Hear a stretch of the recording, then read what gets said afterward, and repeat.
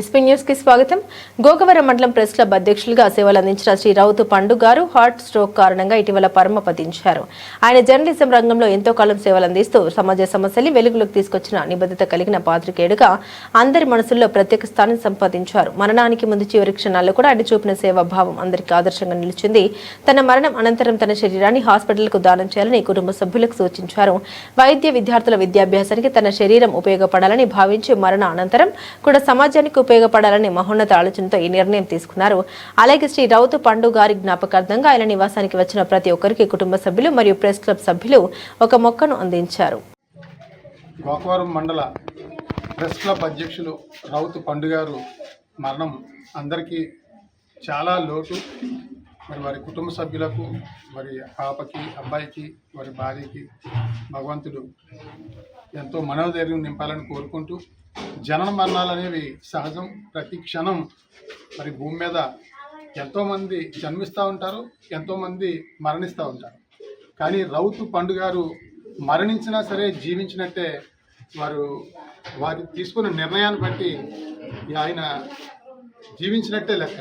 ఎందుకంటే ఎంతోమంది మరణించిన తర్వాత అందరూ చేసే పని దహనం చేస్తారు, లేకపోతే భూమిలో పూడుస్తారు. కానీ రౌతు పండు గారు వారి చివరి క్షణాల్లో నా శరీరాన్ని మరి ఎంతోమందికి ఉపయోగపడేలాగా అక్కడ హాస్పిటల్కి డొనేట్ చేయండి, నా శరీరంలో ఉన్న శరీర భాగాలు వేరే వాళ్ళకి ఇవ్వడం వల్ల కూడా వారి ప్రాణాలు రక్షింపబడతాయి. అదే రకంగా నా శరీరం ద్వారా ఎంతోమంది యువ వైద్యులకి వారికి ఎంతో జ్ఞానం రావాలి, తద్వారా మంచి ప్రపంచానికి మంచి ఆరోగ్యాన్ని, మంచి ప్రాణంలో నిలబెట్టే వైద్య రంగం ముందుకు వెళ్ళటానికి నా శరీరం ఉపయోగపడాలి ఈ మానవాళికి అని చెప్పేసి, మరి మానవాళికి వారు ఇచ్చిన బహుమతి వారి శరీర దానం, అవయవ దానం. అన్ని దానాల్లో కూడా అవయవ దానం అనేది అది ఎవరో కానీ 1 కోటి మందిలో ఒకరు కూడా చేయలేని పని. అది నిజంగా రౌతు పండు గారు ఆ రకమైన నిర్ణయం తీసుకుని మరి చిరస్థాయిలో ప్రజలందరూ గుండెల్లో నిలిచిపోయే వ్యక్తి రౌతు పండు గారు.